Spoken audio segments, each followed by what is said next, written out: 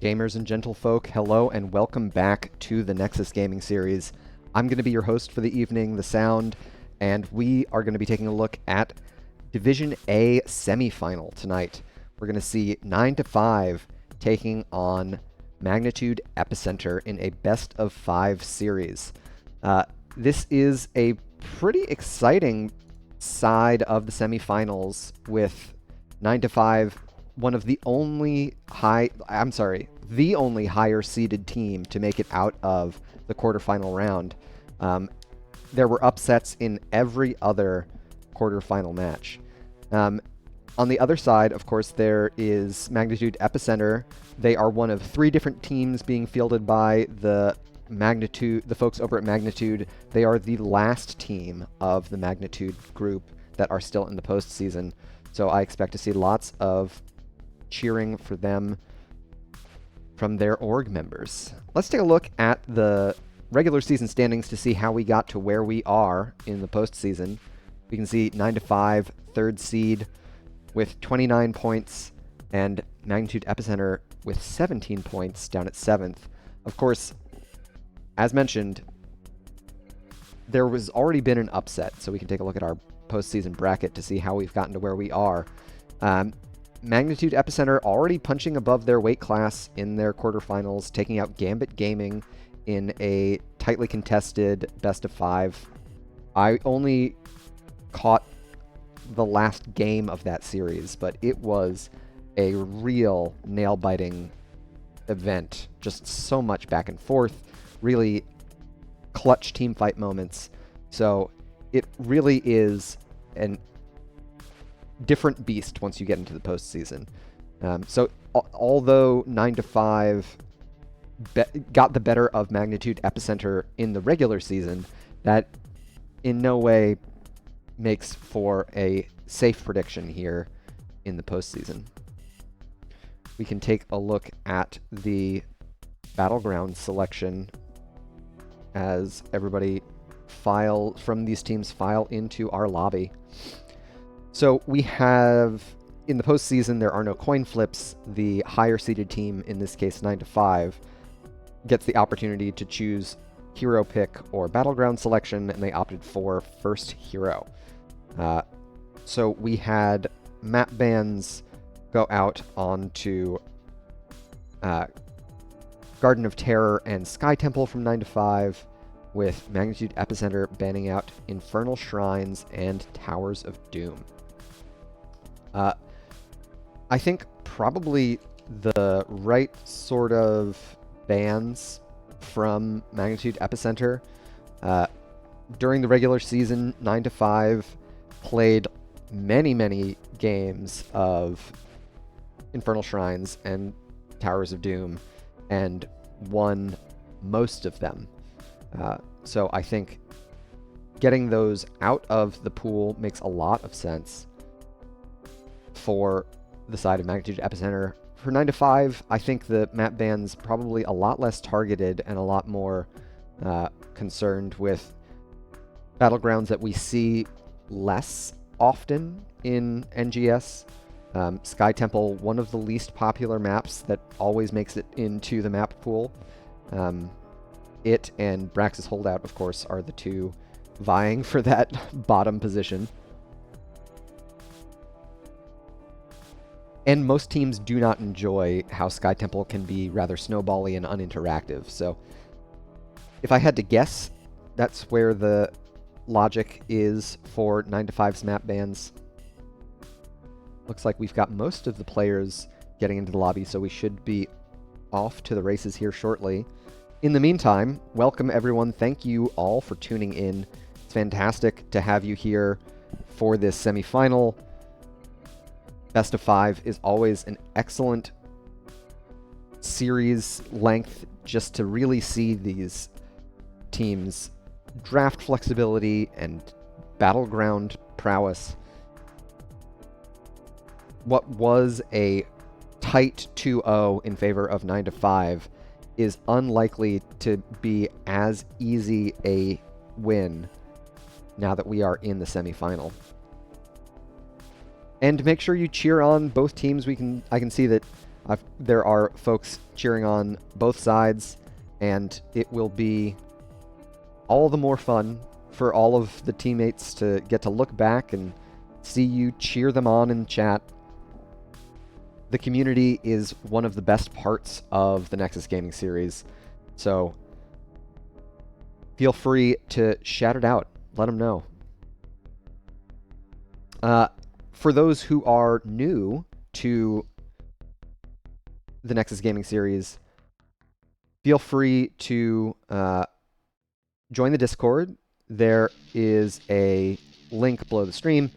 It's a fantastic org. You get to play HOTS in an organized fashion, the way that the game was really meant to be played, with a team. So it's a great opportunity if you're new to the scene. And it looks like we are getting into our first draft for Game 1 on Battlefield of Eternity. Let's kick it over. Battlefield of Eternity is one of the stronger battlegrounds for Magnitude Epicenter.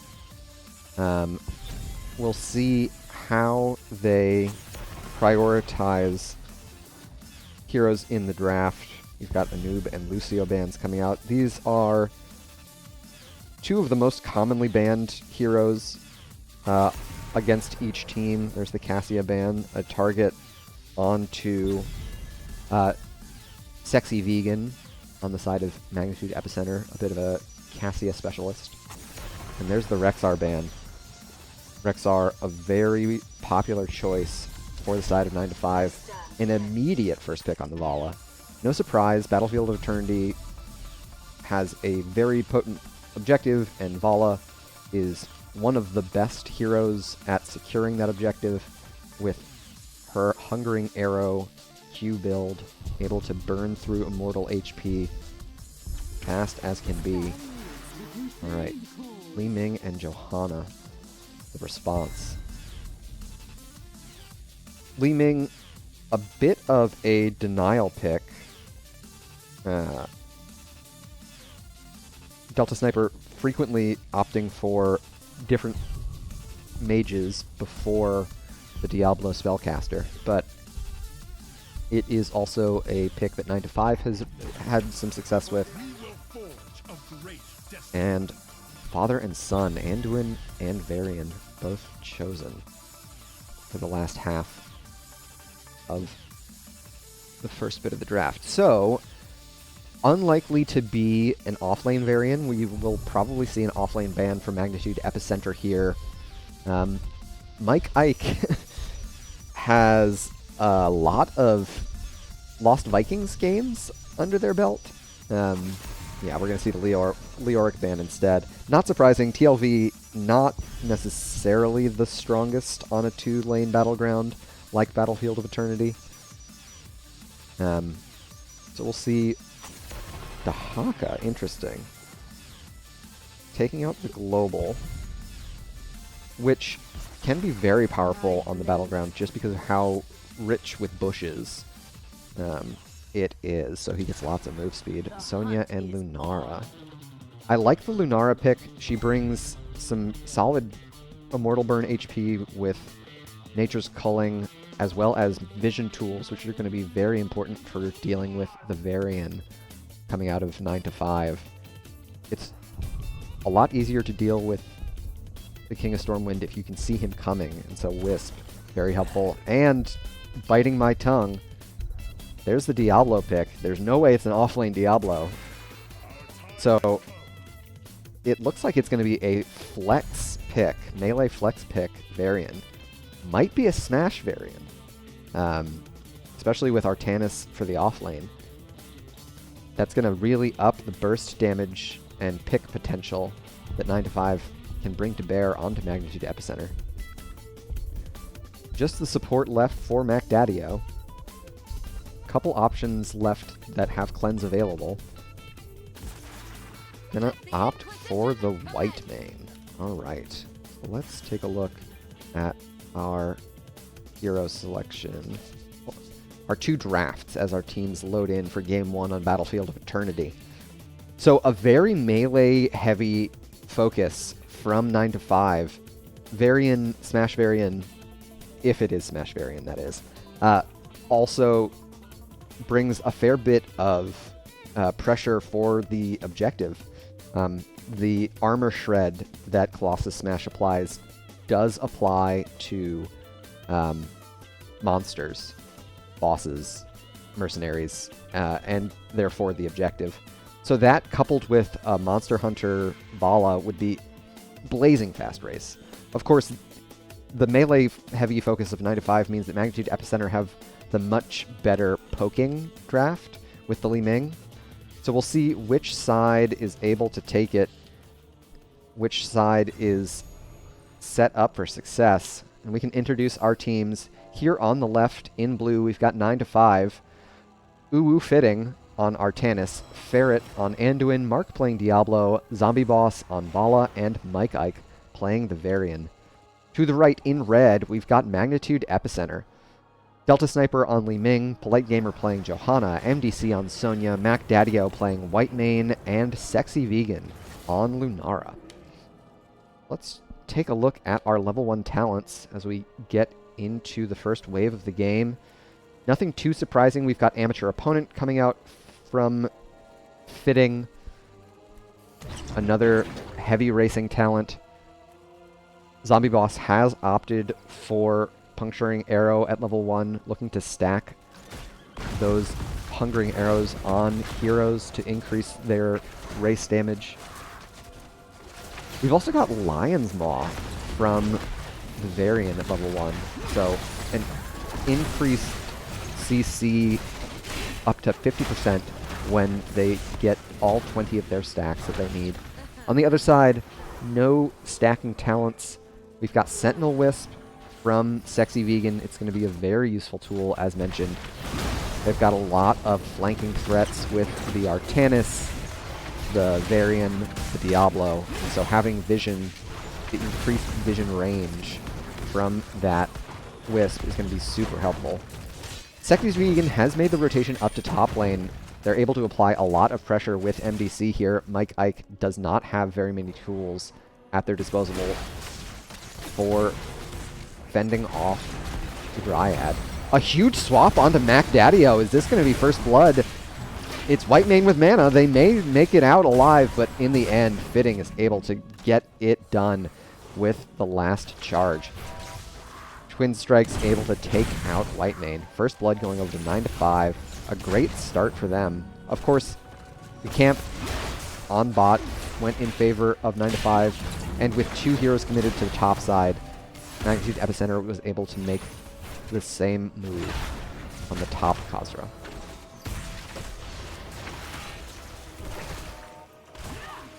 Both teams pretty neck and neck here on experience, a little bit favored as far as hero experience is concerned, of course, with the 1 takedown. But Minion XP definitely favoring Epicenter thus far. They're also going to get a slightly better timing on this Bruiser camp, with 9 to 5 having already put it out into lane. Light Gamer is going to be able to start cleaning up before the objective even spawns. Delta Sniper wallbanged here and flipped over. What a great route. They might make it out with a great blink. MacDaddio will be able to heal them up.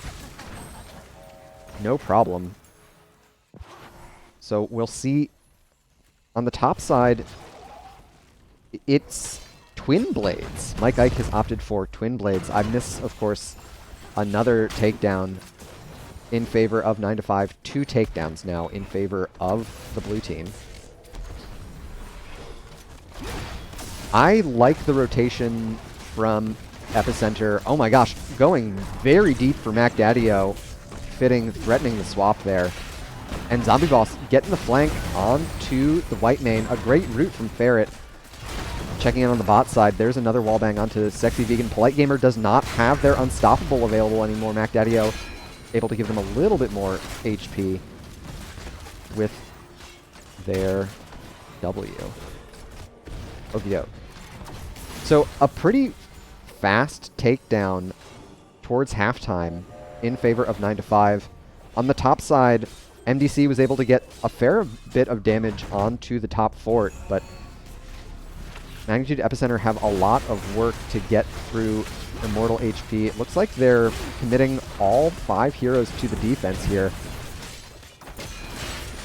If they don't get a takedown, this is going to be a tough set of defense. A great route onto MDC will keep Sonya from chasing down the team. Delta Sniper able to pick up a takedown on the Diablo.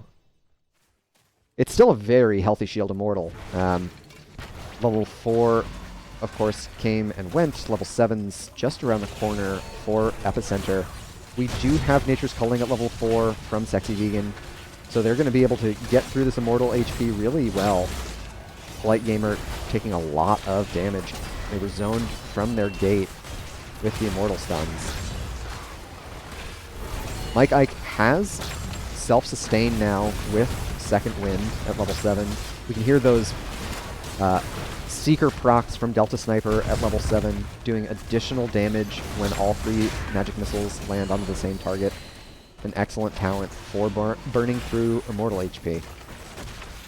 So they lose the front wall and a little bit of HP on the top fort, but things are relatively even here after the first objective phase.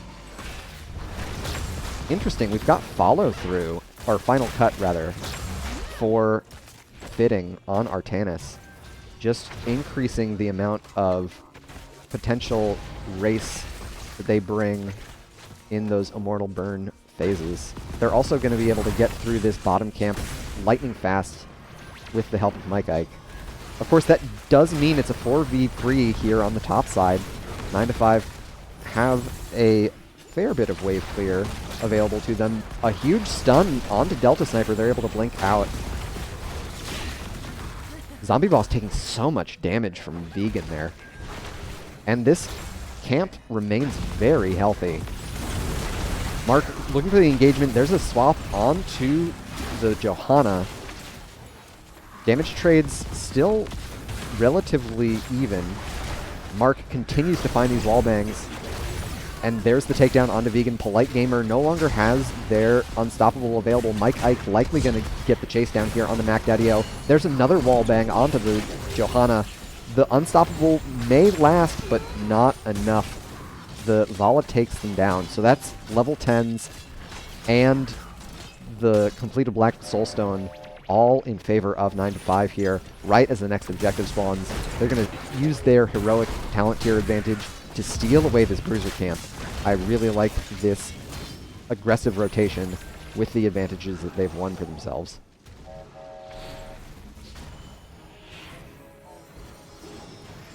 We see Mark hitting a lot of the wallbangs. That's very important given the build that they've opted for, going for Sacrificial Soul at level 4. And we're seeing lots and lots of those wallbangs thanks to their level 7 Diabolical Momentum. There's another stun from the Shadow Charge. MDC gets the leap out. Fitting finds all of Epicenter. A huge light bomb lands onto 2. I don't know if the white name's going to make it out alive. Mac Daddy-O in the thick of things. But Delta Sniper gets their first reset. Mike Ike is low, and that will be another takedown. But Mark finds the Li Ming before the resets get too out of hand. Sexy Vegan chased down by Zombie Boss here. MDC and Polite Gamer have to cover for the Sonya. We had the reset on the Souls, and the halftime already won by 9-5. Zombie Boss very low on mana here, but I don't think with how those takedowns favored 9-5, Epicenter are going to get another chance to defend this Immortal phase. They're going to have to meet it in lane here. And we saw heroics going out. I didn't get a chance to shout them out, but it was Suppression Pulse, Light Bomb, APOC, Strafe. Varian has opted for Shield Wall at level 10. And then on the other side, Epicenter have Wave of Force, Blessed Shield, Leap, Scarlet Aegis, and Leaping Strikes. So once again, Magnitude Epicenter have the tools that they need to get through this Immortal HP with Nature's Pulling and Delta Sniper on the Li Ming. It's a very healthy Immortal, but it's only gotten through the front gate before losing almost half of its HP as those Seeker procs continue to rain in from Delta Sniper. The Blessed Shield went out. I'm not sure that it connected with anyone. It was a little bit early, no follow-up from the rest of Epicenter. MDC made that half rotation down towards the bot lane, and they're committing all the way to it. I don't know if they've been scouted out. They'd love to get a leap onto Vala here if they can, but I think they've been scouted. So 9 to 5, they're going to play it safe, back up, think about taking their Bruiser camp. On the top side, we've got Fitting working on this top siege camp. So siege camps traded once again, and importantly, the bot fort survived for Magnitude Epicenter. They're not going to have to deal with any additional catapult pressure during the next objective phase. Both teams at the level 13 talent tier, though about a half level lead in favor of 9 to 5. And Mike Ike has opted for Shattering Throw at 13. Polite Gamer now a viable target for 9 to 5 to look for in these team fights with their ability to just immediately delete the Johanna Unstoppable. There's a pretty early commitment on the Suppression Pulse. It's enough to ensure that the bottom fort is taken down right as the objective is announced. And with all of 9 to 5 missing off the map, MDC makes the safe rotation back to their keep. They don't know where the blue team are, and they're not willing to head back to the Hall of Storms with a respawn timer. Sexy Vegan, oh my gosh, immediately comboed. There's the intercession from MacDaddio. They've got another cleanse in the form of Abolish Magic. Here's the blind in. Ferret taking a lot of damage, but in the end, it's MDC to fall first. Ferret's so low. The reset from Delta Sniper, they just need the one takedown to get things rolling. But in the end, they lose the Sonya and are unable to make any comeback takedowns of their own. It's going to give 9 to 5 another opportunity to burn through this first bit of halftime. Polite Gamer's Unstoppable interrupted once again with the Shattering Throw. This is a good spawn position for Magnitude Epicenter. We'll see how they choose to play it. It looks like they're going to get Vegan and Delta Sniper chewing through the shield HP as much as possible. A full level lead now in favor of 9 to 5. Magnitude Epicenter have procced this camp. Mark is in range to think about the invade. There was the threat of it. Checking in on bot lane, Mike Ike has a very healthy wave and a catapult behind them, as the Immortal reaches top lane. This camp is going to give some experience for Epicenter, but it's not going to do much else to support the top fort defense. It's going to fall right as the shield HP gets taken off of 9 to 5. So it's going to be a little bit easier for Epicenter to get through the HP now that the Immortal is in melee range. Mike Ike has made the rotation in. They've cut through the sidewall now. Look for an aggressive engage from the Diablo. Mark goes in on the MacDaddio. They're taking so much damage they are unable to save themselves, even with the Scarlet Aegis. There's the swap in onto the Sexy Vegan. They have the Leaping Strikes to escape. Fitting falling low here. Delta Sniper still very healthy. A great unstop to prevent the Shadow Charge. Oh, but a huge slow! Sexy Vegan will fall. A great slow keeps the Lunara in range of Zombie Boss's strafe just long enough. Mike Ike taking tower shots, but they're able to heal up with second wind without much trouble. We've got both teams at the level 16 talent tier now. MDC has done a great job keeping them in the hunt towards level 20. Up to 1 stack of Devastating Charge for Mark. With how quickly and readily they've been finding those Shadow Charge wallbangs, I wouldn't be surprised to see that completed very quickly, especially when paired with the level 16 Domination, getting a reset on their Q every time they use their Overpower flip. There's a huge engage, but Zombie Boss taken out of trouble. Light Bomb lands huge onto 2. Mac Daddy-O gets the Scarlet Aegis, but MDC still falls. Sexy Vegan looking for the kills here. They still have the Abolish Magic, but they're not going to be able to use it. There's the APOC this time onto Mac Daddy-O. 4 heroes taken out by 9-5. The counter swing from 9-5 was textbook seamless. Ferret doing so much to keep Zombie Boss out of harm's way. A really strong player on the Anduin. And 9-5 looking to end here. Delta Sniper engaged on. One more auto attack from Mike Ike could do it. One more blink away, and so Mike Ike will likely fall here. Of course, that's just bought time for the rest of 9-5 to take out the core, and that'll do it for game 1, going in favor of the home team. GG, well played. A really strong showing with a creative draft from 9-5. That was a phenomenal way for them to kick off the series, try and put an exclamation point on their current run through the postseason, as well as how they finished out their regular season. They are doing very well here in game 1. Mike Ike, top of the damage charts for 9-5. Likely that is thanks to their ability to beat up on their opponent offlaner. Delta Sniper on the other side for Epicenter, top of the lobby overall in hero damage. But once again, it's the takedowns, I think, that really tell the story. 15 takedowns in favor of 9-5 here.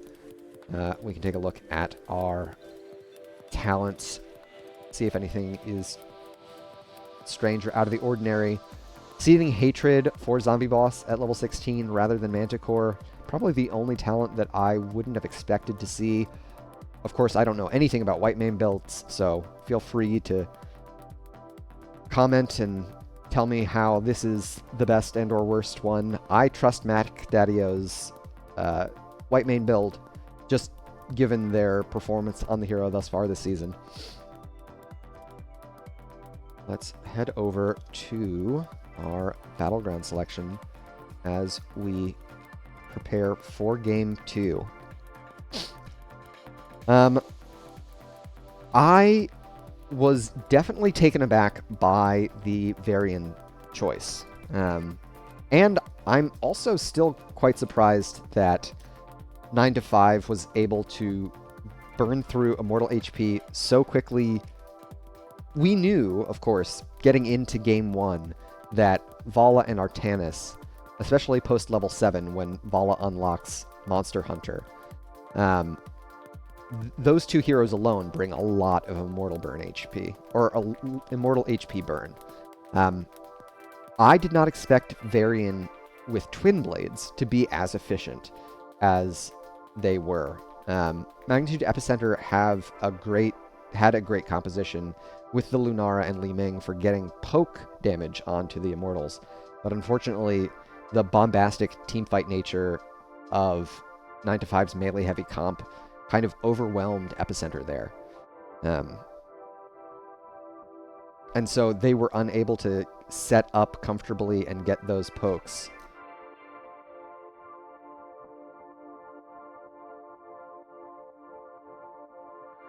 So we'll see where we're headed for game 2 here.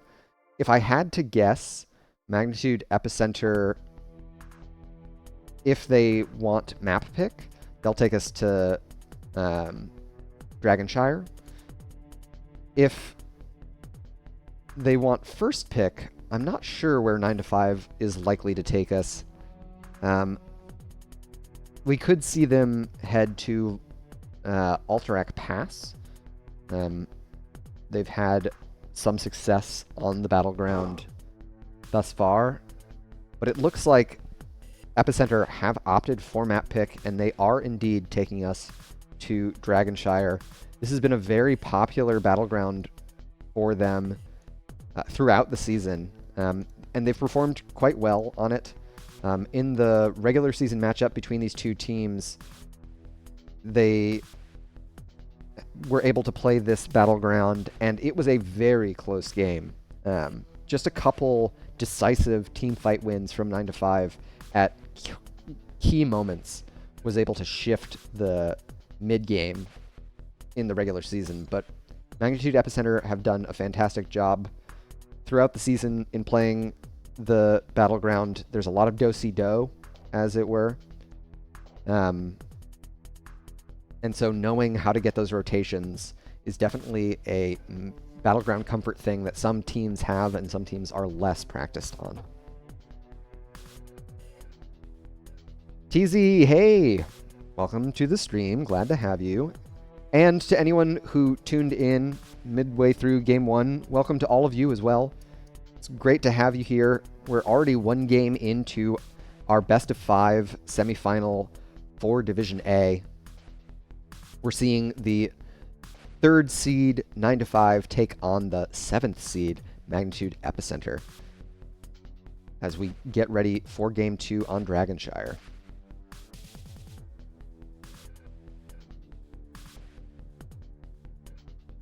Thinking about Dragonshire, there are a lot of heroes that 9 to 5 plays that are pretty strong on the battleground. Mike Ike has played a bunch of Lost Vikings and Rexar thus far this season, so I'm going to be interested to see how Magnitude Epicenter adjust their draft for Game 2. We saw the Rexar ban even on Battlefield of Eternity in Game 1. And it looks like they're so far sticking with their guns with the Lucio ban. Both teams copy and paste for bans thus far. And now we'll see the TLV ban rather than the Rexar. So Rexar is available. Instead, we'll get the first pick, Johanna. Johanna, of course, always a solid first pick in the current balance of the game. She scales well. She brings wave clear, which can be add a lot of flexibility to a team's draft.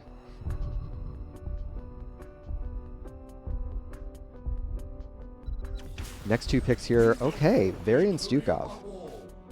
Stukov, definitely a popular choice for Magnitude Epicenter, one that they don't get their hands on that often. One of the more popular heroes to ban against them. We'll see how 9 to 5 finish out this first half of the draft. Rexar is available, and they're not going to be able to counter pick if Magnitude Epicenter want to hold their offlaner till the end. Orphea and Rexar. Not only is Rexar great on the battleground, it's worth noting that all 3 heroes chosen by 9 to 5 thus far have a 100% win rate for them thus far this season. They are undefeated with Orphea, Johanna, and Rexar. I don't know that they've been able to play all 3 together in the same draft as they are here. There's no reason that they wouldn't work well together, of course, as we see the Anduin ban from Epicenter. And another Dahaka ban. So they do not want to see MDC get a hold of the Apex Predator. Very interesting. We'll see how Epicenter respond here. Rexar can struggle when gank pressure is applied to them. We'll see what Sexy Vegan can bring on the ganking front. Delta Sniper with the Tassadar. Yeah, I was expecting either a Tassadar or a Chromie. from Delta Sniper. Their two most popular heroes thus far this season. We've got a Zul'jin pickup from Mark. Very interesting. And that's role flexibility that we'll see from 9 to 5. Mark is their Diablo player, but is also frequently the person picking up those auto-attack heavy heroes. Last pick here for Sexy Vegan. Something to pair with the Varian Stukov to apply gank pressure could help out on top. Leoric doesn't necessarily fare that well into Rexar. And there's the Chromie. Interesting. So a double mage setup. Not a composition that I think I would have expected out of Magnitude Epicenter. Sexy Vegan doing a lot more Lunara and Cassia throughout the season rather than the Chromie. I really like the draft for 9 to 5 here. Varian and Stukov bring more gank pressure, but the rotations from Chromie... You can't leave 9 to 5's draft alone in bot lane is the big problem. You know, Zul'jin is going to rip through structures at a pretty high rate if left unattended. So we'll see how our teams perform here as we get into Game 2. We can introduce our teams once again. We've got Fitting on Johanna, Mike Ike on Rexar, Ferret on Rhaegar, Mark playing Zul'jin, and Zombie Boss on Orphea. To the right in red, we've got Magnitude Epicenter, Delta Sniper on Tassadar, MDC playing Leoric, Sexy Vegan on Chromie, Mac Daddio on the Stukov, and Polite Gamer with the Varian.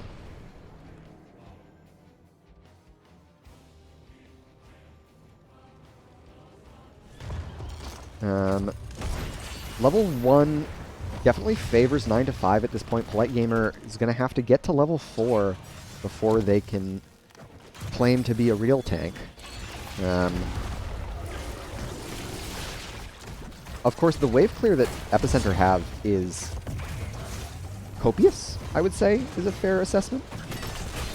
Polite Gamer opting for Lion's Maw at level 1, trying to stack up those Lion's Fang procs. An excellent force wall from Delta Sniper will get them out of trouble.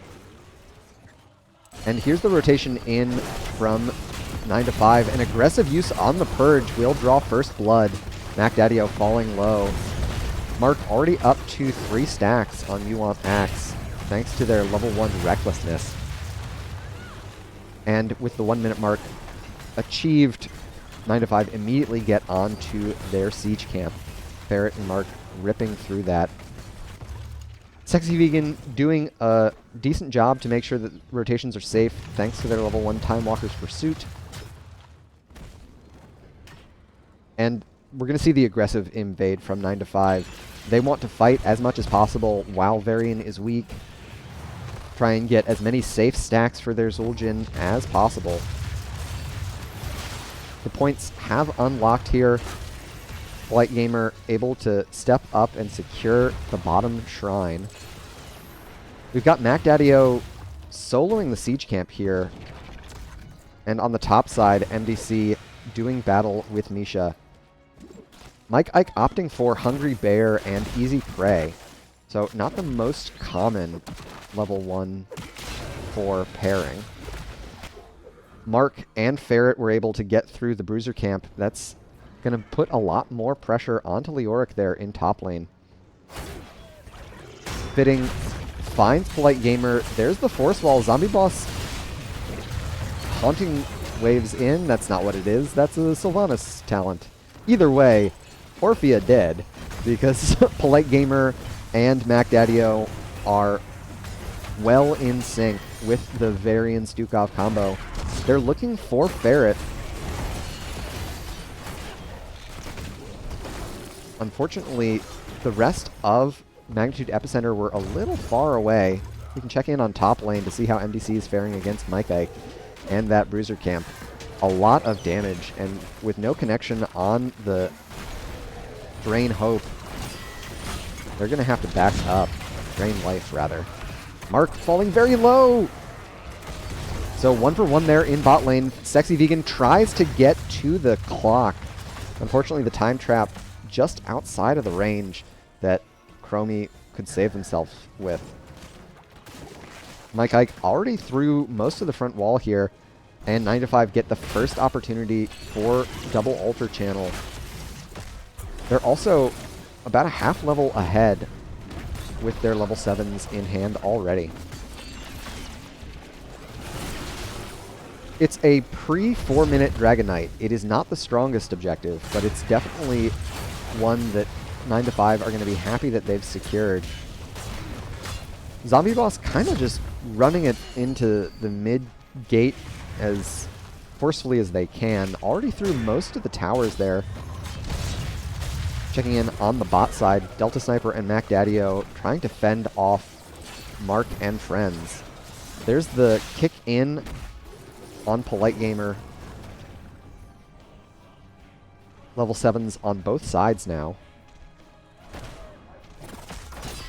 We're almost to the heroic talent tier for Sexy Vegan. On the top side, MDC goes down to Mike Ike solo. Polite Gamer, there's another aggressive purge. Ferret trying to take down the Varian.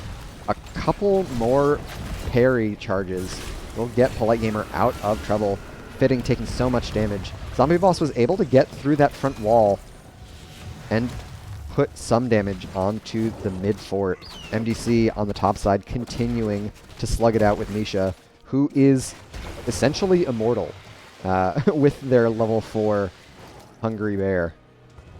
On the bot side, 9to5 getting through their mercenary camps. They're going to get a double stack here with Fitting already starting the Bruiser camp.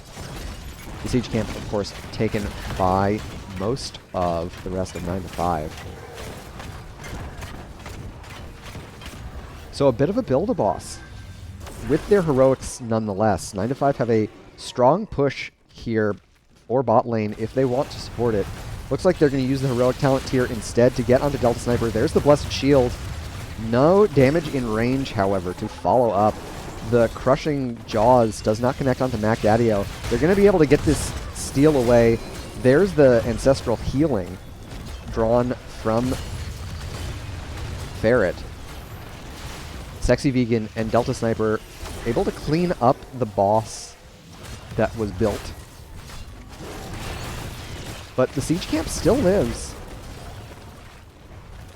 Still about a half level away for Magnitude Epicenter before they connect with their heroics.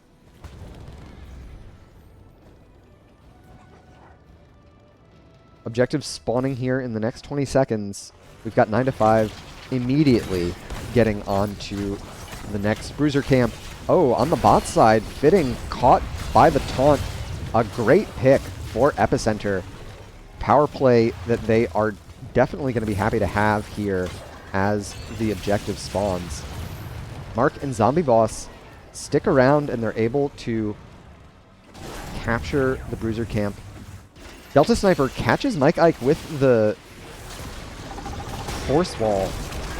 And there's the Entomb. MDC very low, but it's Mike Ike on the Rexar who will fall. A bait in of sorts onto Mark. Tostingo popped, but Zul'jin goes down nonetheless. Ferret happy to push out a bot lane for a wave or so. Get additional damage onto the fort here. With such a heavy commitment to the top lane from Epicenter, the Rhaegar feels very safe to do this. Getting about a quarter of the bottom fort's HP for their troubles. We saw heroics on the other side. We've seen heroics on all sides. I haven't talked about any of them. Anything out of the ordinary. Massive shove, the choice for Mac Daddio. I can never tell when it's a shove game and when it's a swipes game. I would think it's always a swipes game. But I've also never played Stukov. Certainly not at the Division A standing. So, once again, I'm going to trust Mac Daddio here. We've got Blessed Shield available for 9to5.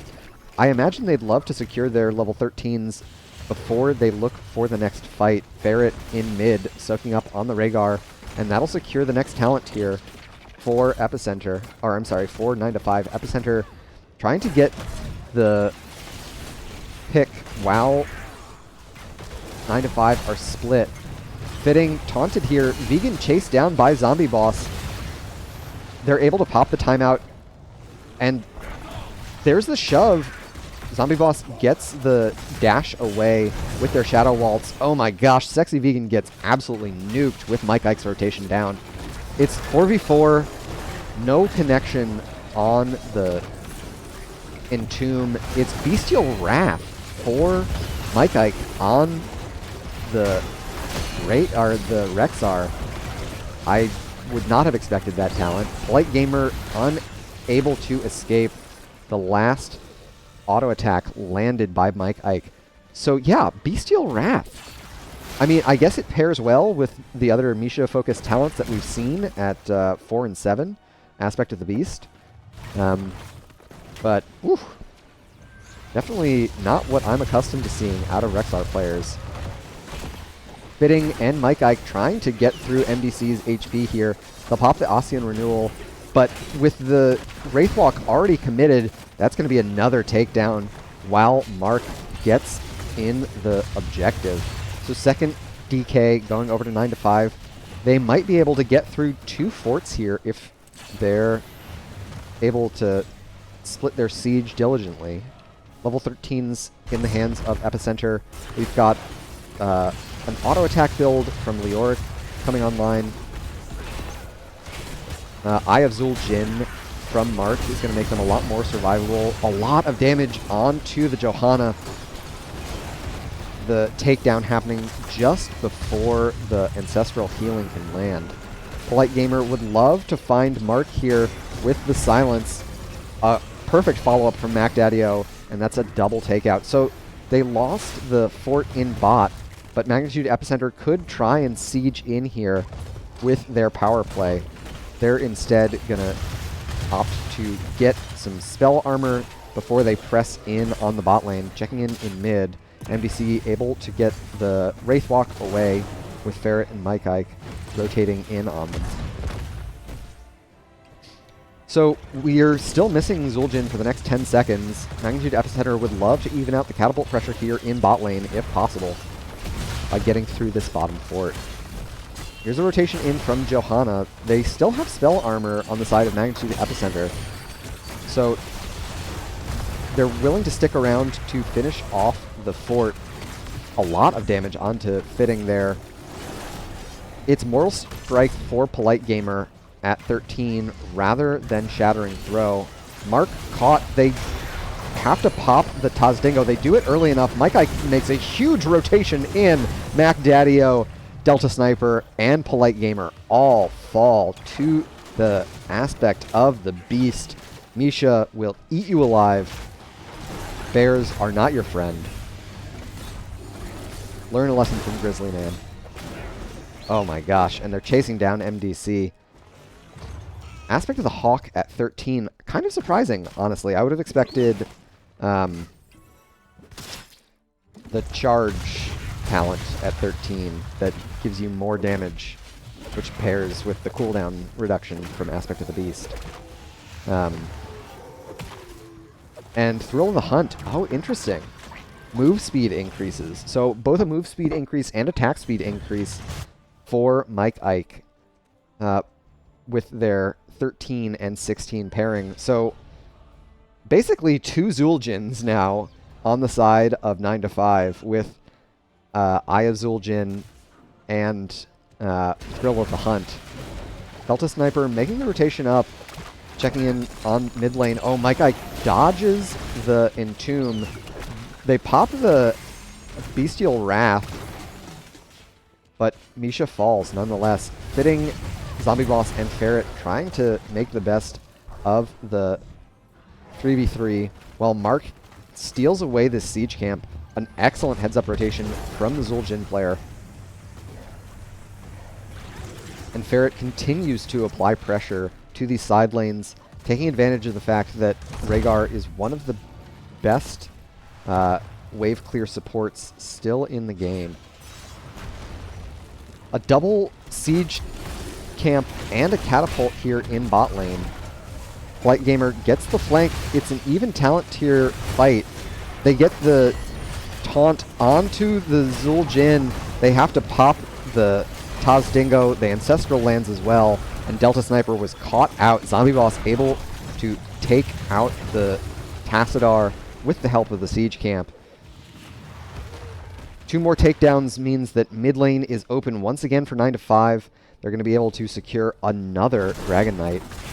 Magnitude Epicenter may get 1 stall, but it doesn't look like it. Yeah, they're far more concerned about catching back up on the experience department.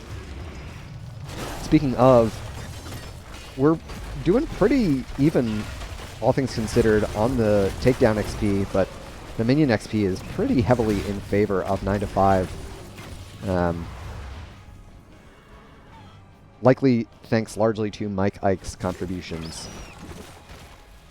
Heroic talent tier is online for 9 to 5. We've got Blinded by the Light for Johanna, Frenzy of Kalimdor for Rexar. Mike Ike doubling down on those auto attack talents.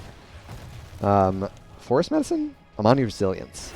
Trying to pull the blessed or the Iron Skin from Johanna there. Fitting did not take the bait. On the top side, Mike Ike runs MDC down one more time. We've also got Eldritch Conduit for Zombie Boss on the Orphea. So they've got a stacking spell power, which is very threatening. Ferret will commit the Purge to get Fitting out of trouble. Half level separate Magnitude Epicenter from their Storm talents now.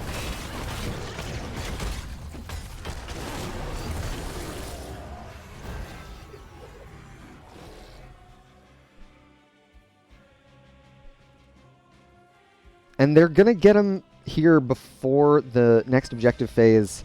The map state is heavily in favor of 9 to 5, however. They're able to support this Bruiser camp if they choose. MDC looking for the rotation in any weird talents here at the Storm tier for Epicenter. Bit of a surprise to see Vigilance at level 20. Frequently, Glory to the Alliance is the choice at 16. Mike Ike and Mark getting busy applying pressure here to the mid lane. There's the taunt onto the Zul'jin with the silence underneath it. Macdaddio just a little slow, and they're able to complete their baseline Yuan Axe.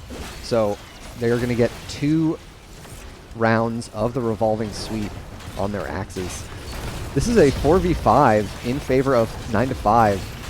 With MDC working on clearing up the bot lane. There's the taunt onto Fitting. They're taking so much damage, and there's the heal reduction applied. A huge Silencing Tomb catches 3. MDC is immediately nuked, but they are able to clean up takedowns. Ferret very low. A 5-hero wipe in favor of Epicenter, and MDC makes it out alive, miraculously. Macdaddio able to save the Leoric with 50 seconds or more for the respawns. I'd love to see Magnitude Epicenter even out the catapult pressure in bot lane. MDC was working on clearing up the waves there. A little bit of inefficiency, trying to make the most out of this power play, I think is their best interest. Top keep, not the most important building, not the focus that I think Magnitude Epicenter are going to want to have. And they're focusing more on the mid fort rather than the bottom keep. I guess they feel that they've got the time that they need to get both buildings. Subverting all of my expectations, Magnitude Epicenter are going to continue pushing forward through mid lane. Respawns coming through now on the side of 9 to 5. It can be a difficult fight when one of your players is in the DK. Oh my god, Macdaddio getting taken down here by Misha.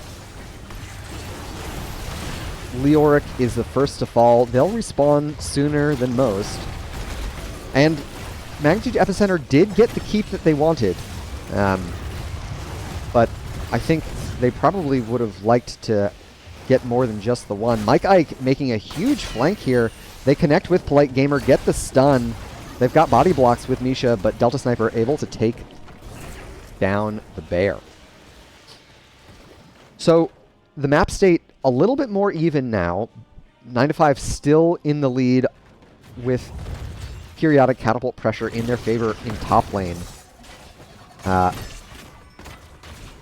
MDC has found some pretty big entombs, and it continues, you know, if the team fights continue to be decided by these massive heroics, then I do favor Epicenter a bit.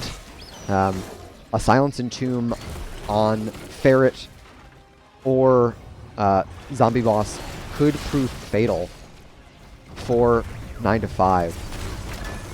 MDC commits the Entomb but doesn't connect. Fitting makes the rotation in. They're going to steal away the camp. MDC trying to get auto attacks here on the bot side. On the top side, Sexy Vegan and Delta Sniper being chased off by Misha. So 9-5 doing a great job keeping Leoric separated from the rest of Epicenter and capitalizing. Oh my gosh, so much damage. A great follow-up silence from MacDaddio pulls both heroics onto the Zul'jin once again. Delta Sniper will rotate up to apply more damage to Mark, try and clean up this top lane a bit, with the rest of Epicenter guarding the mid keep. Vegan, not a fan of the double camp in bot, commits to cleaning up down there with the next objective spawn. So, lots of heroics missing for 9-5, but with Leoric just now respawning and Ferret and Mark in range of the bot camp. Oh my gosh, Mike Ike so low here. But Johanna's in range. Delta Sniper with the level 20 Force Wall upgrade. They're able to get the interrupt in time. With that said, Ferret and Mark were able to get that Bruiser camp rolling in bot lane.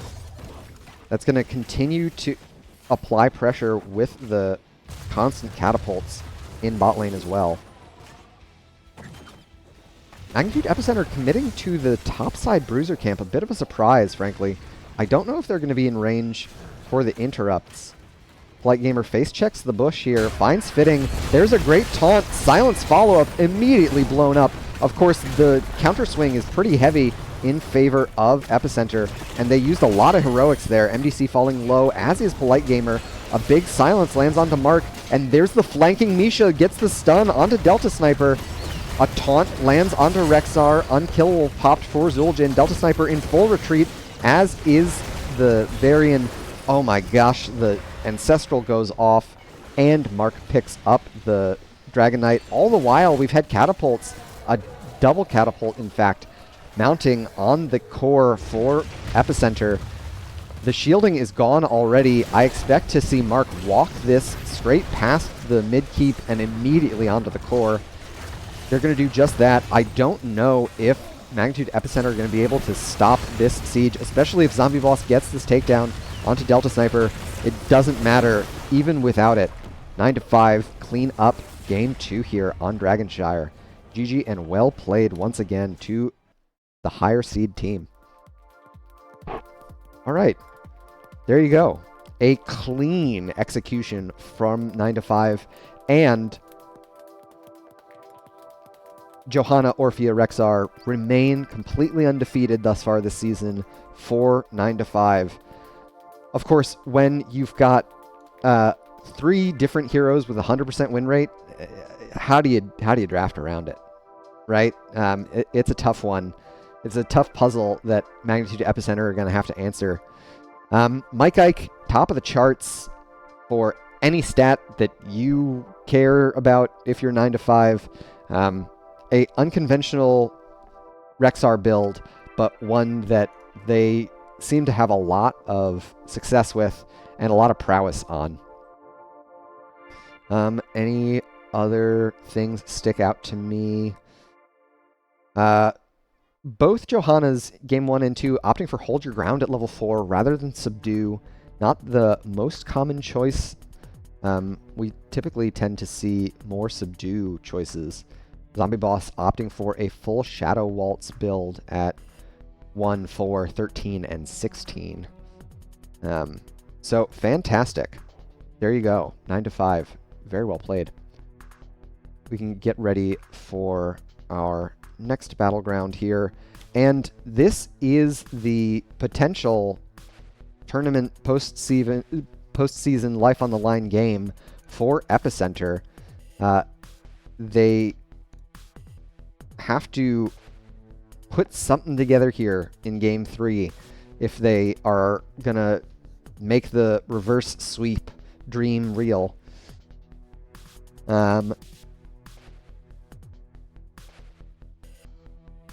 Absolutely phenomenal play. And once again, the 100% win rate on all 3 of Johanna, Rexar, Orphea, it begs the question, how do you respond on the side of Magnitude Epicenter? It's a punishing set of circumstances when your opponent has so many options at their disposal, not only in the form of comfort picks, but also threatening choices that we haven't even seen, right? The Lost Vikings still looms large in the thoughts of Magnitude Epicenter. I have to assume Mike Ike has played them a number of different times this season and had a lot of success with them. So it's definitely something that Epicenter have got to be thinking about. We've got game 3 coming up here. We're headed to Tomb of the Spider Queen. Magnitude Epicenter sticking to their guns with their battleground selection preference. Perhaps they feel that this is the special sauce they need. Tomb of the Spider Queen definitely favors some of their favored picks. You know, they really like the Tassadar. Tassadar is excellent on the battleground. The Varian Stukov combo would be very potent here as well with how tight the rotations are. So hopefully, you know, if you are a Epicenter fan, you're going to be able to give them all the energy they need to start this reverse sweep.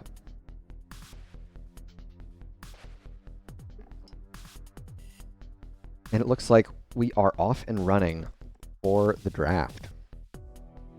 Excellent, excellent.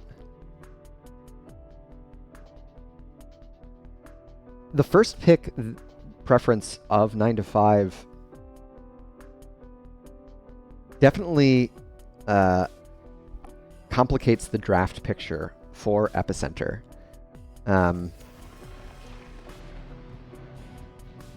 The fact that they have the first choice to grab any of their very powerful heroes. There's the Rexar ban. And of course, the only reason that we didn't see a Rexar ban in game 2 is because they had to deal with the TLV ban. While 9 to 5 feel very confident in their Anubarak and Cassia bans. Another battleground that isn't necessarily the best for a TLV pick, but with the potential for an invisible Eric always interrupting turn-ins, and your ability to clump up and push if you get your Bruiser Camp or Siege Camp, I wouldn't be shocked to see a TLV pick here, if I'm being honest, with the Orphea first pick. And this has been a special pick for Zombie Boss throughout the season.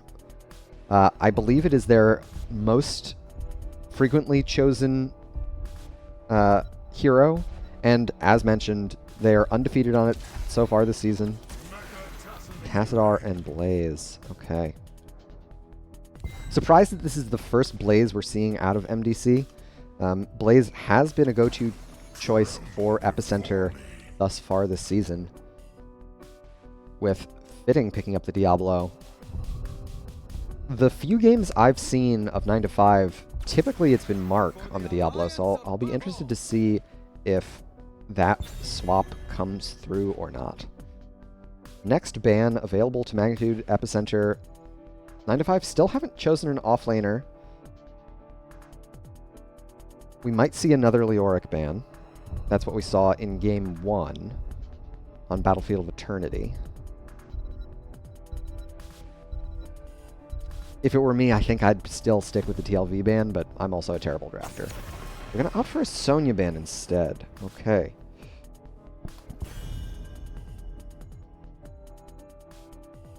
With Anduin picked away and Blaze as your offlaner, I would think that the Leoric ban might have gotten a little bit more mileage. 9 to 5, of course, can ban out another tank. We're going to opt for Johanna this time.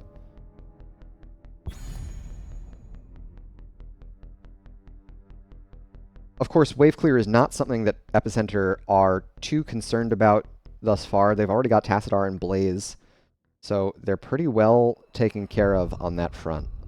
Polite Gamer doesn't necessarily need to pick up the Crusader to patch a hole in that fashion. We've got the Sylvanas and Varian. So we've still got Stukov available to pair with a Varian. We may see MacDaddio opt for the white main, as that is their preference, based on pick rate anyway. Last two choices from 9 to 5. We'll see if it's another triple frontline composition. The Leoric pick as expected. And an Artanis pickup.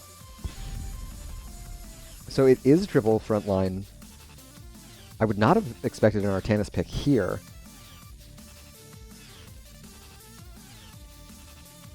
Last choice for Epicenter, I'm thinking it's either the Stukov or the white main. With an Artanis, I mean, both of those heroes root themselves, so they're easy swap fodder. White main it is. Alrighty, alright. Let's take a look at our drafts as our teams get ready.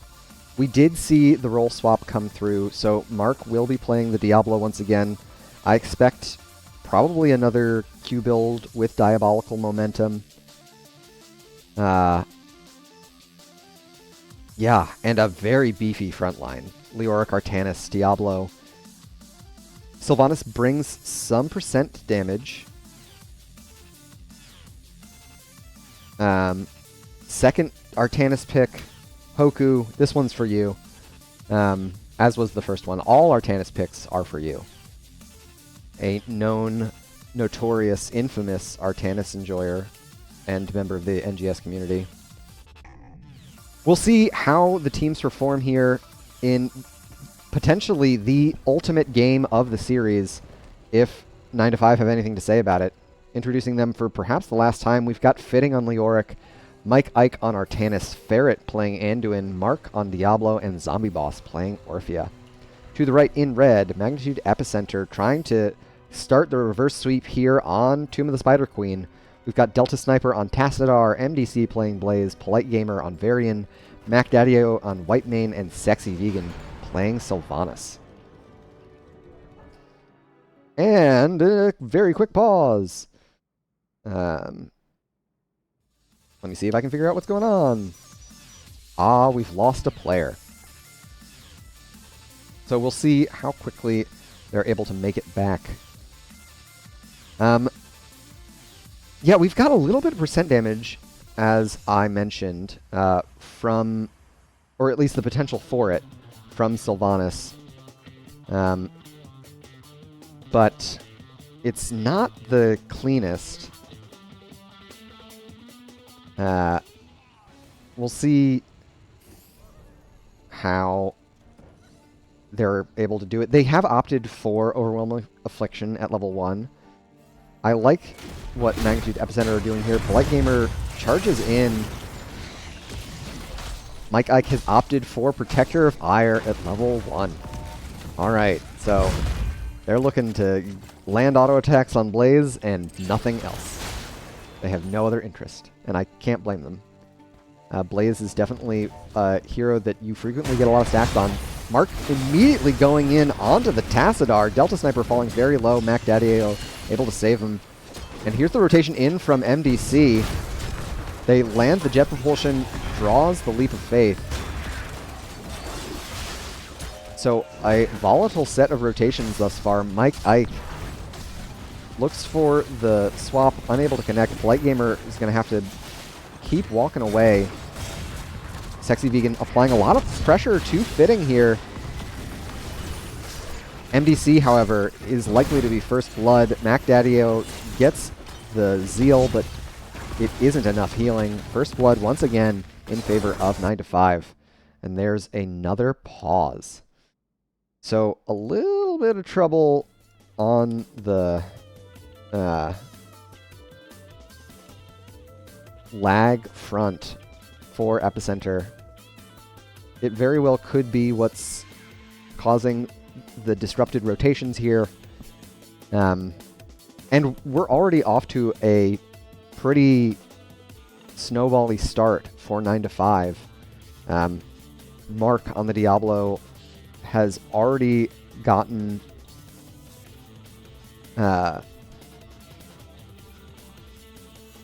souls from a takedown. Definitely more than you'd expect.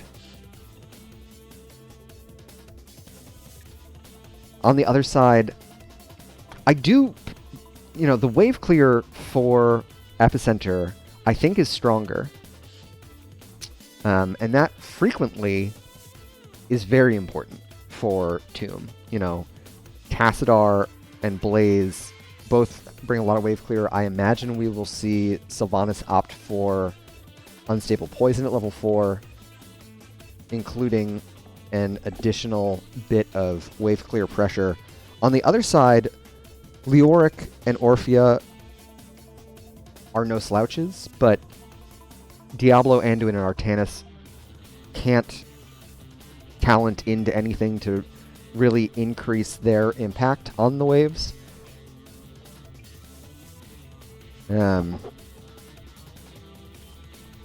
So if Magnitude Epicenter are able to start getting waves moving faster and get 9-5 behind on rotations, and then start looking for those picks with Varian once Taunt is online, I think that's Epicenter's best path into this game.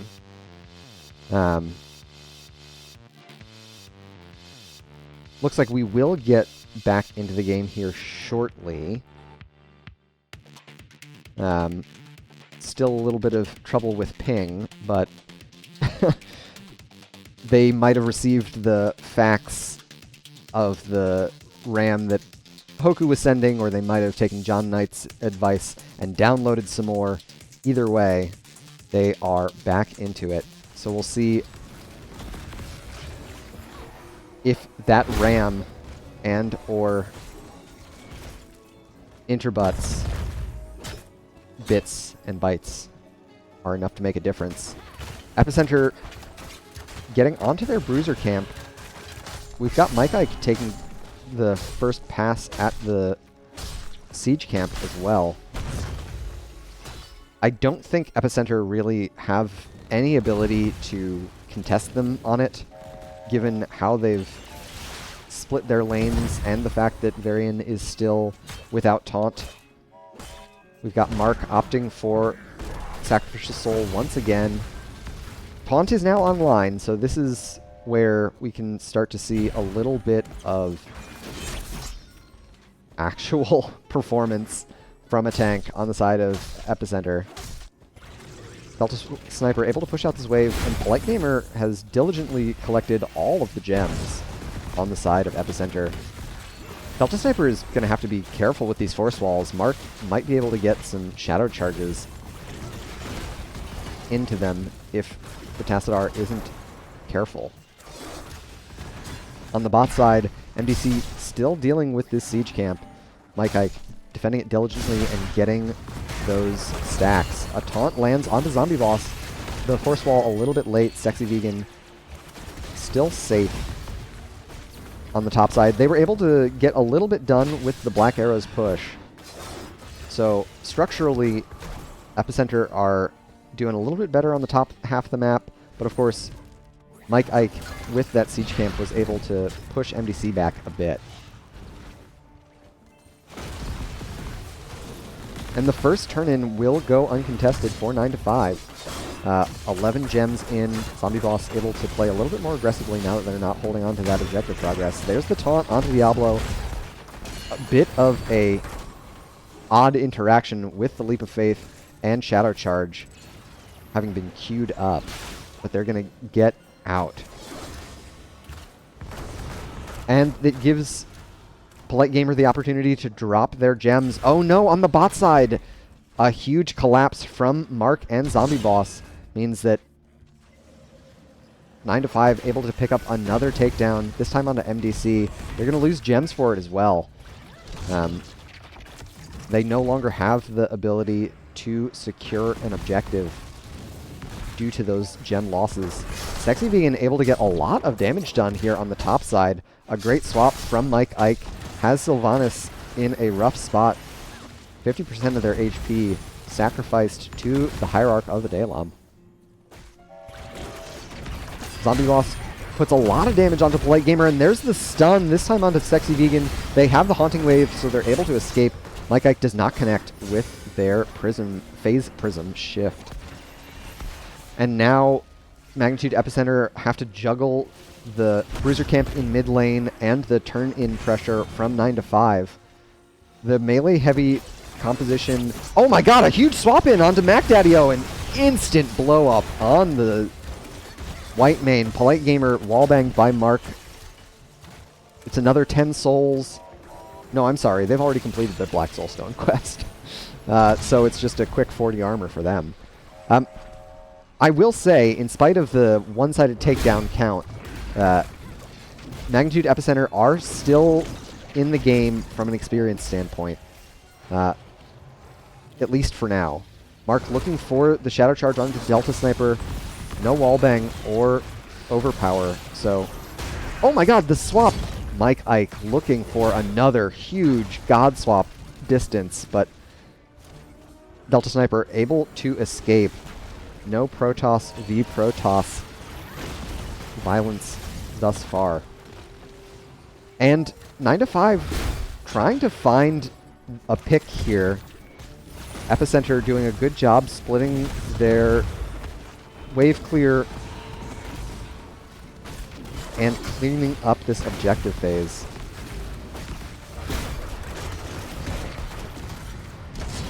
Heroic talent here just around the corner for 9 to 5. And they've committed 4 heroes to the top side. Fitting throws the Entomb right as they fall. The last Shadow Dagger proc from Sexy Vegan, able to take out the dead king of Condorus. Oh my gosh, a huge commitment now onto the Varian.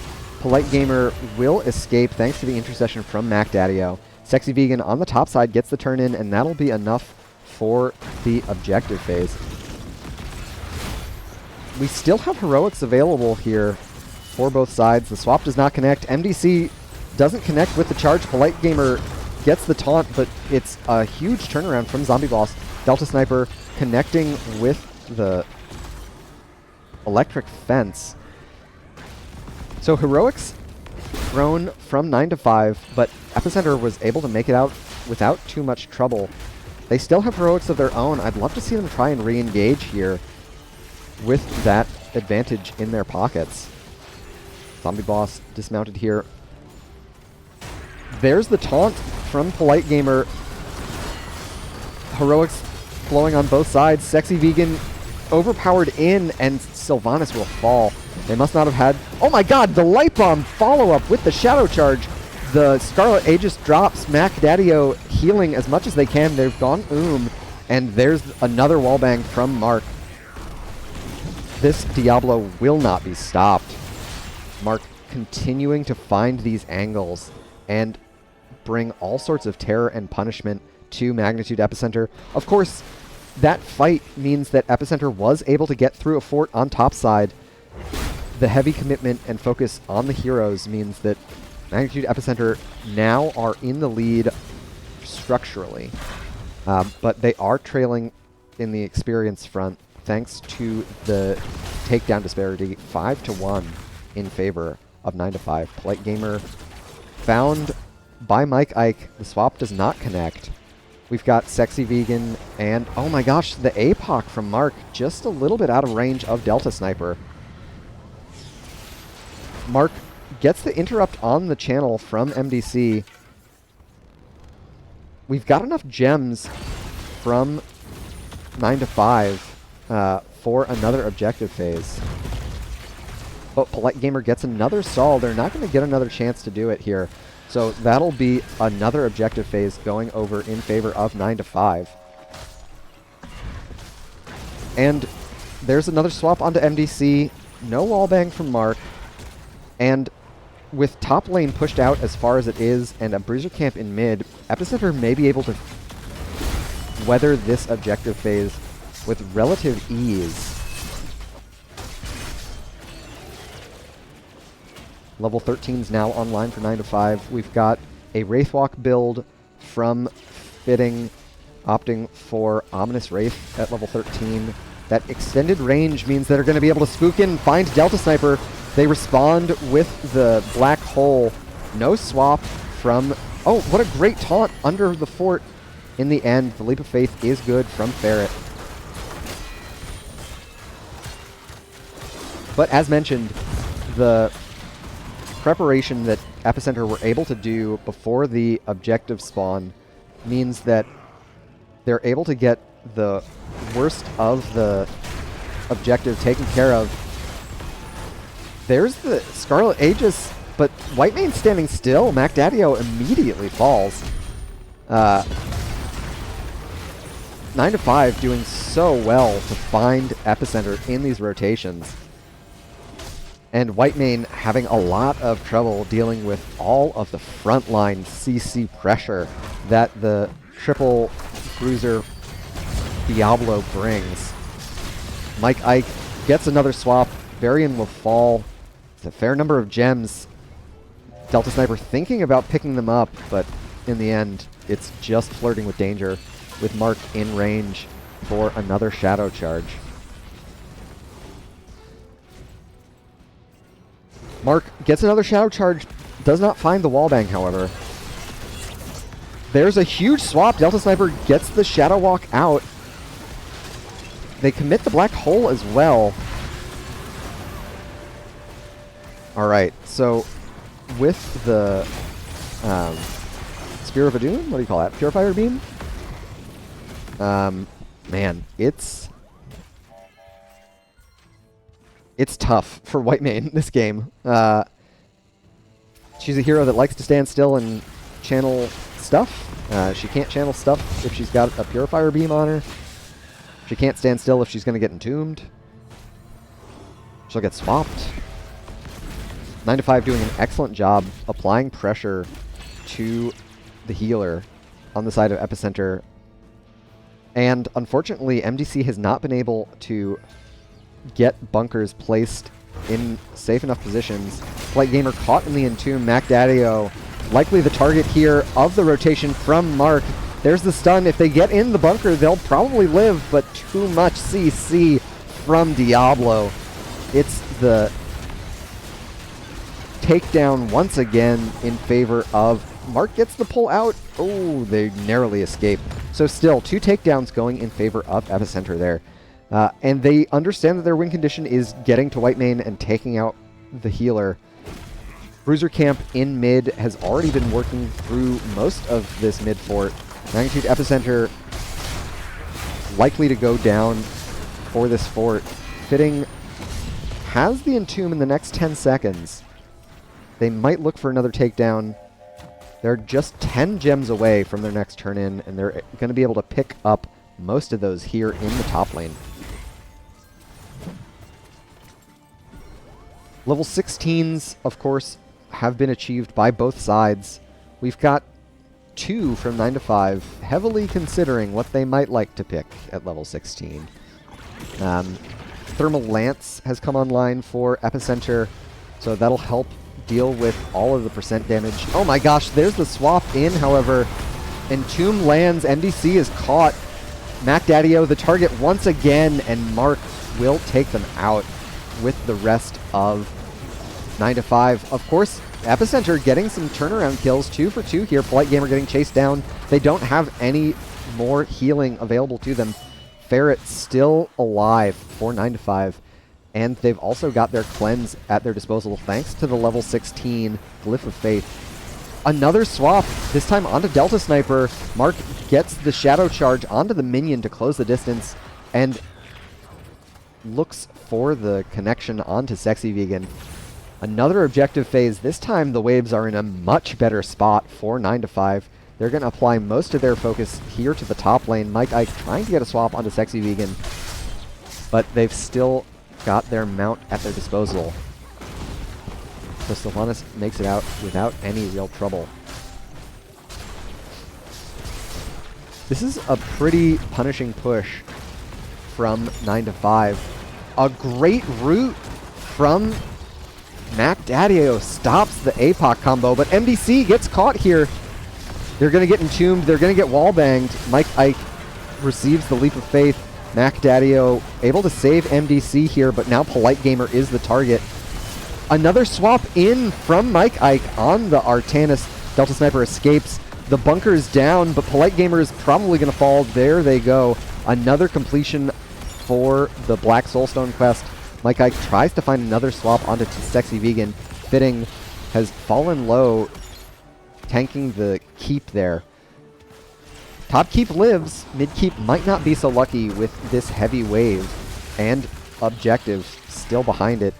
So in the end, Epicenter able to survive with all their keeps intact. Bot fort went down to the Web Weaver that continues to push. And we are pretty far from the next turn-in opportunity for 9 to 5. They're going to get onto the boss in top lane while Epicenter finish clearing out the objective in bot lane. Would love to see Epicenter push out these mid and bot waves before getting the turn-in here. Instead, they're going to focus on getting their gems in while they know 9 to 5 are occupied on the top side. So there's a lot of lane pressure for Epicenter, but this turn-in is going to give them a little bit of breathing room. We can see 9 to 5 collapsing. They're just around the corner from their Storm talent here. They'll likely pick it up here on this mid-wave, and that'll do it. So we've got Buried Alive for Fitting. All the more CC for MacDaddy-O on the white mane to dodge. They've already had trouble finding opportunities for getting their heroic and cleanse off. MDC swapped in immediately into a root. Fitting gets the silence onto many. MDC drops the bunker, but they're basically dead inside, and they're not going to make it out alive. They get one more stun, this time onto Zombie Boss, and they're making it out with sub 100 HP. MacDaddy-O has fallen very low, and it's going to be Varian and MDC to fall first. Polite Gamer and MDC taken down there. Here's another EQE from Mark. The core has already started to take damage. 9 to 5 do not care about this objective phase because they are looking to end the game here. Fitting trying to get one more takedown. MacDaddy-O will fall. Mark gets the stun onto Delta Sniper, and that'll do it. A full team wipe for the final fight in this best of 5 series. GG and well played. 9 to 5 able to take it 3-0 there. Absolute dominant showing from the third seed. They were looking very strong throughout the series, and they're able to clean it up at the end of it there. Super clean from them. Let me see if I can't get one of them wrangled for an interview, and in the meantime, we can take a look at our post-game stats.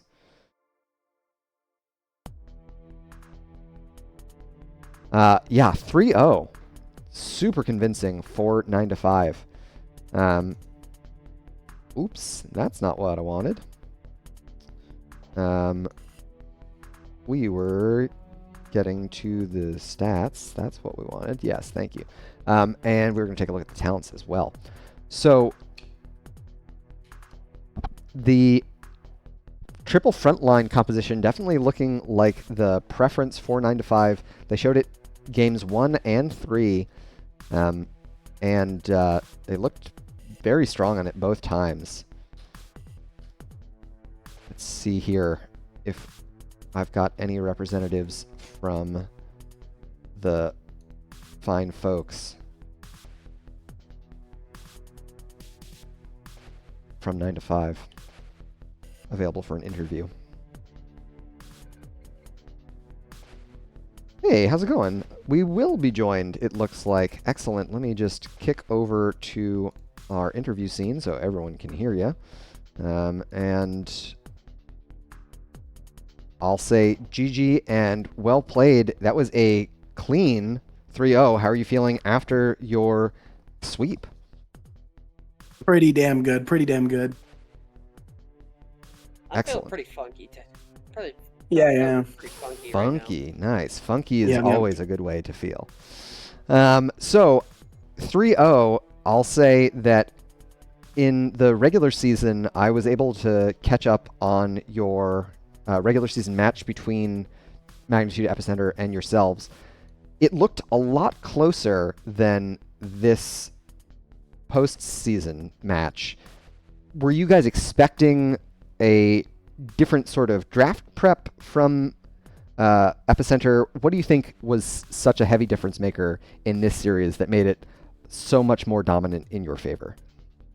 I'll be honest with you, it's just experience. Like, we were a new team at the start of the season. Most of us weren't even playing this game anymore, like a whole lot, or competitively at all. So but we wanted to play with this roster for a while. Work and shit got in the way. Sorry if I'm not allowed to swear, my bad. I actually don't know what the rules are on the main. We're probably safe just to avoid it if we can.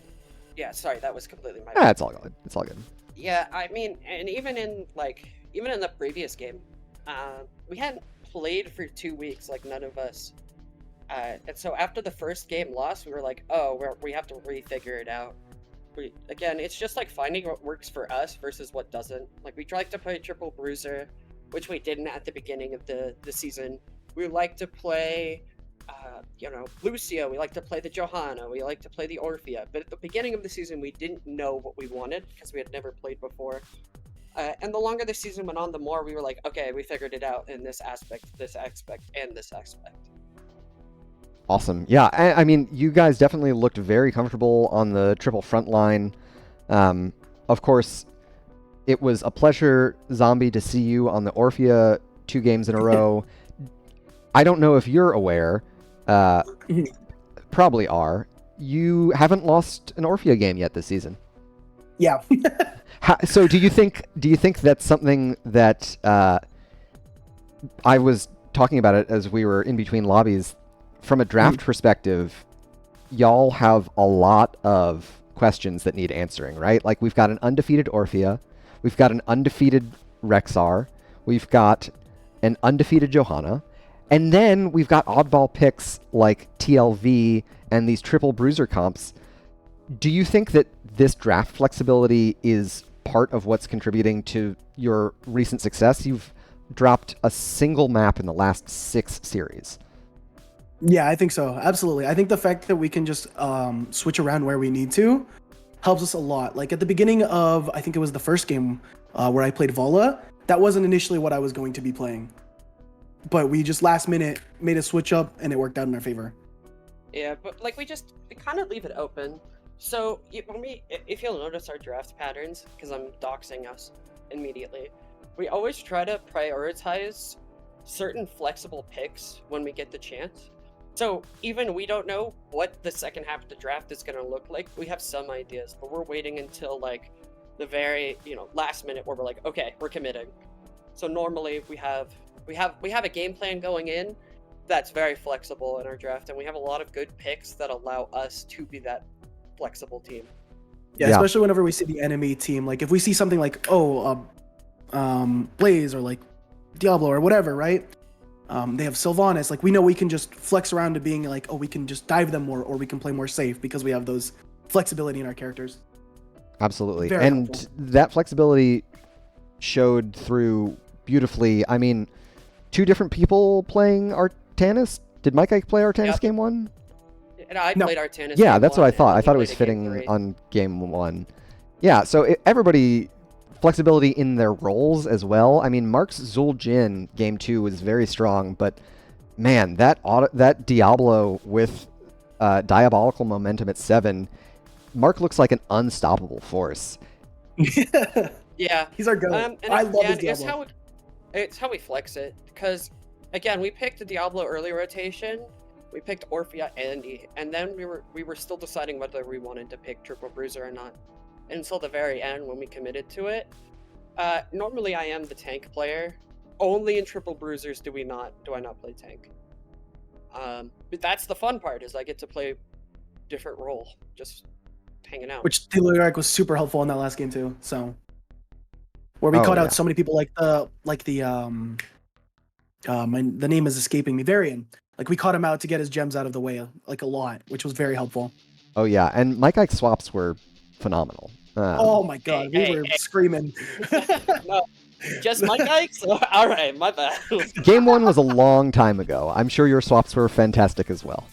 And the funny thing is that while we were in loading for game 3, our support player made a joke. He's like, "No offense to you, but I'm excited that Michael is on the Artanis." Well, it's good to know that you guys are having a light, bantery sort of comms environment, even in these late season semi-final matches. It shows great mental fortitude. You guys are set up for the finals now for the division. You have the opportunity of going up against either Winter is Coming or Under Noob Management. Do you have a preference for which team you'd like to face off in the finals? Didn't Honestly, we lose to... Yeah, I'll explain. Noob? We want Winter to win, because we actually lost to our very first loss. Our first week, we lost to Under Noob Management. And so, I would like the salty run back, but if we're like... I think we win the salty run back. Call me an egotist. I think we absolutely win the salty run back. But it would be nice to have a team we've already beaten, because I do want to win. But if Under Noob Management does win, it's going to be the saltiest We're going to play our run back hardest. of all time. We're going to play our hardest, for sure. Awesome. Well, that's all from me. Before I let you go back and celebrate with the team, any shout-outs? The floor is yours. You want to go first, or...? Yeah, well, I have a very simple shout-out. I was going to...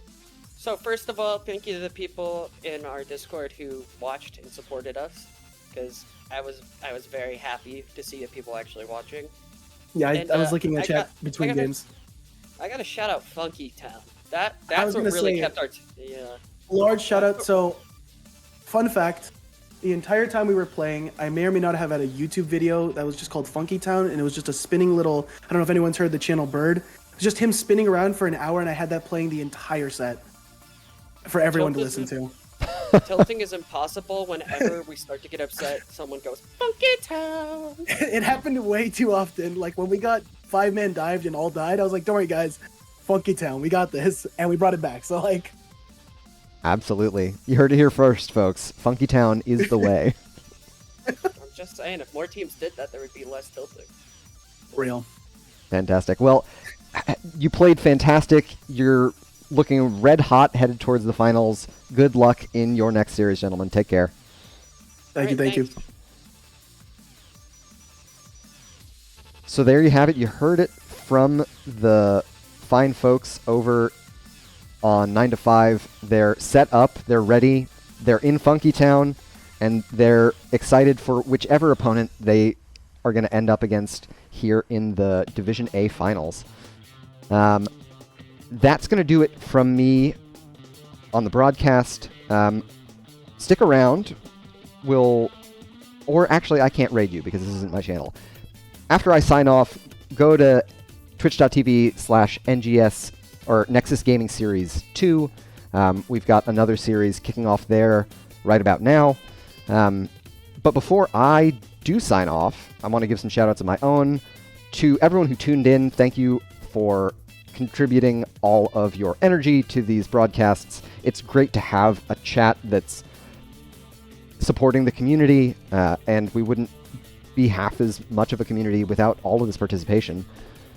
So thank you. Another thank you to all of the volunteer staff of NGS. They work real hard to make sure that we've got a league to participate in, and it costs nothing for us to participate, and they volunteer all of their time and effort. So a huge thank you to them.